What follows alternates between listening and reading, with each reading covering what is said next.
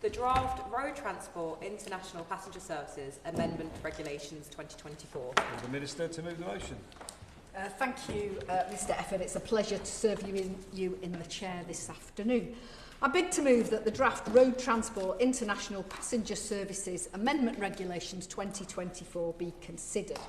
This instrument will amend domestic legislation in Great Britain and Northern Ireland to underpin the UK's intended ratification of the Regular and Special Regular, or RSR, protocol to the Interbus Agreement. The UK's international market access rights for bus and coach services are currently governed by two agreements, the Interbus Agreement and the Road Passenger Transport Chapter of the UK-EU Trade and Cooperation Agreement, or TCA. The Interbus Agreement covers occasional bus and coach services such as one-off holiday coach tours to, from and through and between its contracting parties. The UK became a contracting party to the Interbus Agreement in 2021, having previously been a member when part of the EU. In addition to the UK and the EU, there are 9 other contracting parties to Interbus, including Moldova, Ukraine and certain Balkan states. The RSR protocol extends the Interbus Agreement to also cover regular and special regular services. Regular services are timetabled services and special regular services are timetabled services for certain groups, such as school children. I'll refer to these types of journeys as RSR services.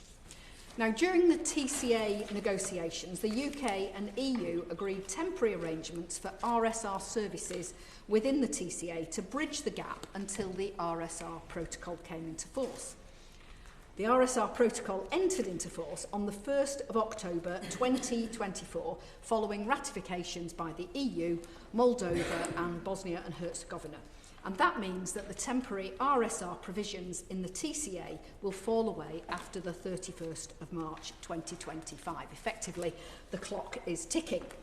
This instrument will allow the continuation of RSR services between the UK and the EU from the 1st of April 2025. It will do that by moving the treaty basis from the TCA to the RSR protocol within domestic legislation. Now, the UK cannot ratify the RSR protocol without this legislation first being in place. And if we fail to do so in January 2025, the temporary measures in the TCA will lapse and the RSR services between the UK and the EU will not be able to continue after the 31st of March. And obviously, we don't want that to be the case. It'd be particularly of concern for cross-border journeys on the island of Ireland, and that's why we're acting now to introduce this legislation. Now, let me turn now to the content of the instrument. There are 5 key changes to note.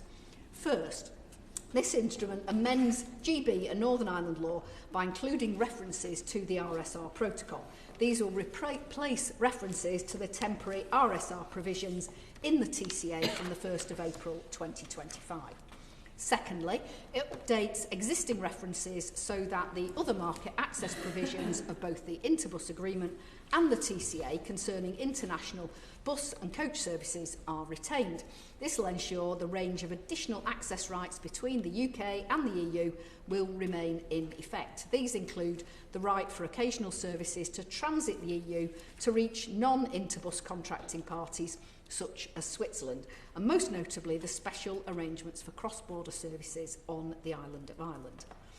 Thirdly, the instrument includes updates to transfer the treaty basis from the TCA to the RSR protocol for the authorisation process and documentation operators must hold to run RSR services.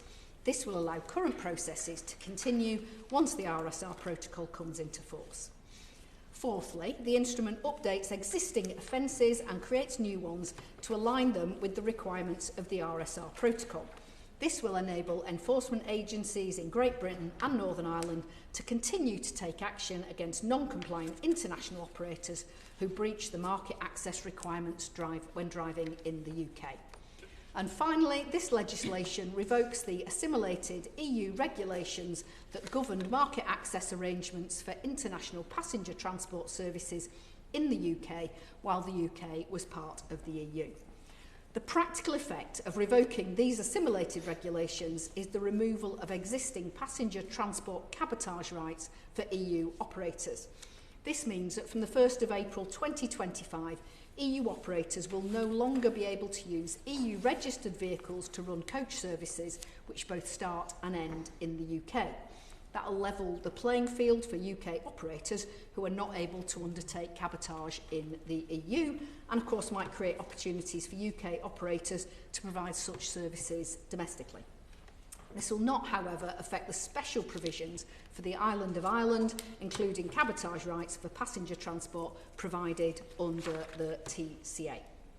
To conclude, this instrument will update Great Britain and Northern Ireland's domestic legislation to ensure that the UK's bus and coach operators can continue running services internationally as they currently do without disruption from the 1st of April 2025.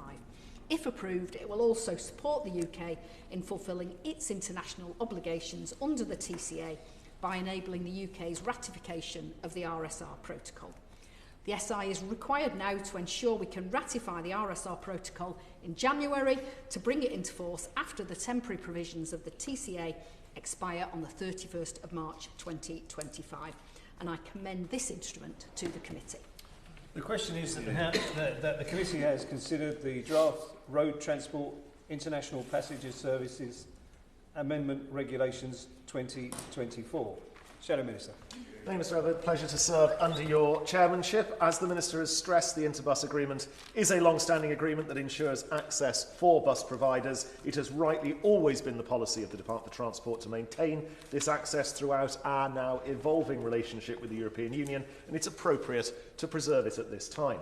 We appreciate that without ratification, UK bus and coach operators would lose the right to run services to EU nations. Therefore, it is necessary to bring forward legislation adopting regulations such as the protocol which benefits providers across the United Kingdom.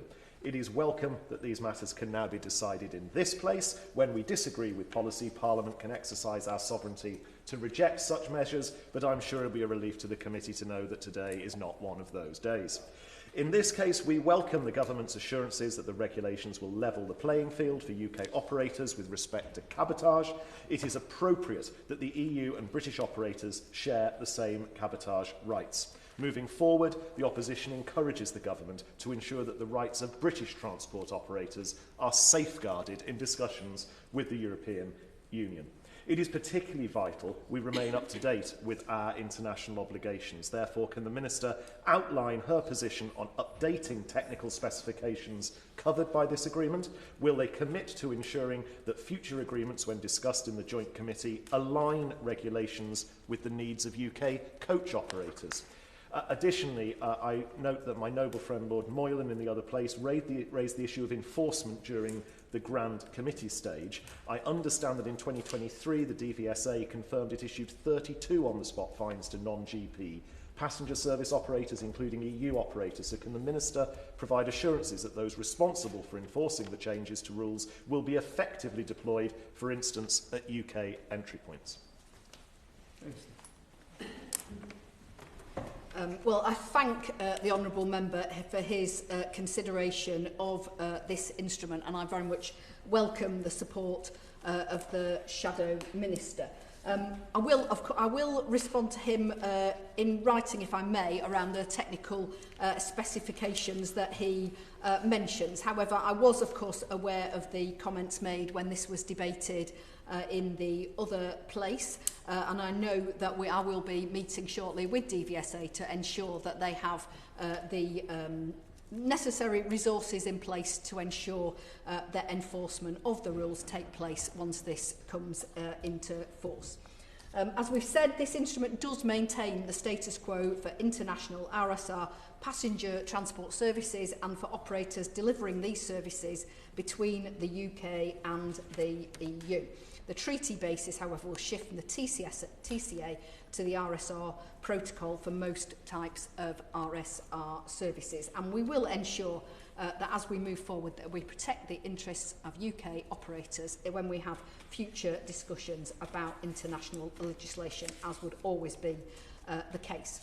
Putting this implementing legislation in place will enable the UK to ratify the protocol early in 2025. As I've already said, this is critical to avoid any disruption to services in the future, and a gap would have prevented RSR services from running between the UK and the EU, which would of course create particular difficulties on the RSR on the island of Ireland. I hope the committee has found this debate informative and that it will join me in supporting this instrument. The question is that the committee has considered the draft Road Transport International Passenger Services Amendment Regulations 2024. As many of that opinion say aye. Aye. Contrary no. I think the ayes have it. The ayes have it. Order.